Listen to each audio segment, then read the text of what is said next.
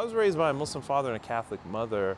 So my dad had me fasting even before I knew anything about Islam, which I think was positive in many ways, but I didn't have that spiritual connection. So I remember when I was 17, man, the first time I really felt it, and I think it was it was transformative in many ways, but not in the way it is now for me. You know what I mean?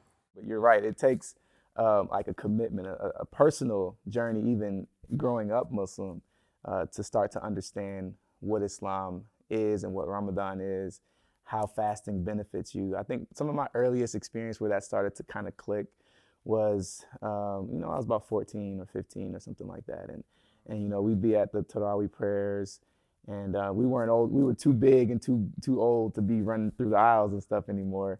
And there was a group of people who, they chose to, use that time where everybody was locked in to go and do nefarious things.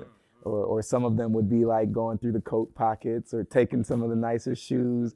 And I was like, you know what, I don't want to be in this group, so maybe I'll just go ahead and get in the ranks. And then it becomes that competition of like who can stay the longest for Tarawih, how many rakats you can do, and then like the longer you reflect, the longer you sit in reflection, and the closer you get to God, man, like it becomes a new kind of addiction almost, and you want to do it again and again, because that what was going on out there wasn't right, and this made you feel more mature, more of an adult, and more of an individual in a sense.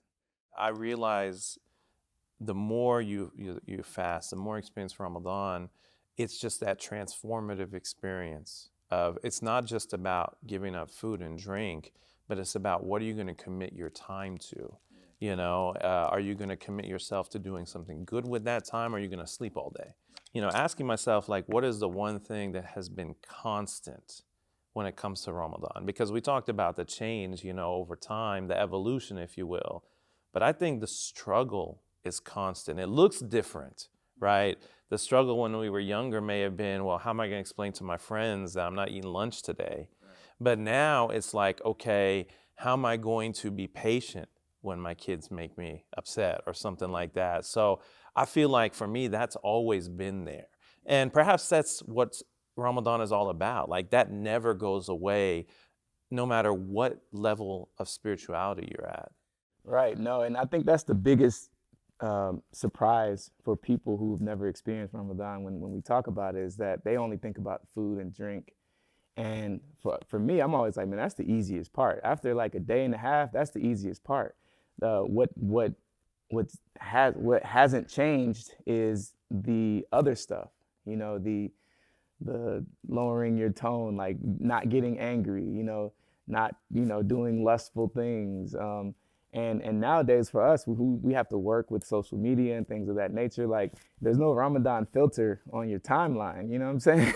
Like, the timeline is still a'udhu billah sometimes, and you don't really have much control over that. So it's like, maybe do I distance myself by scheduling posts and not doing as much engagement. So I think that's the biggest issue that a lot of Muslims who have to use social media are going to experience, is like, how do I approach this and not just completely go dark, but also protect myself from my eyes from all of these things that social media has to offer. Yeah, that's real. Inshallah, man, I hope we all have a blessed Ramadan. Inshallah.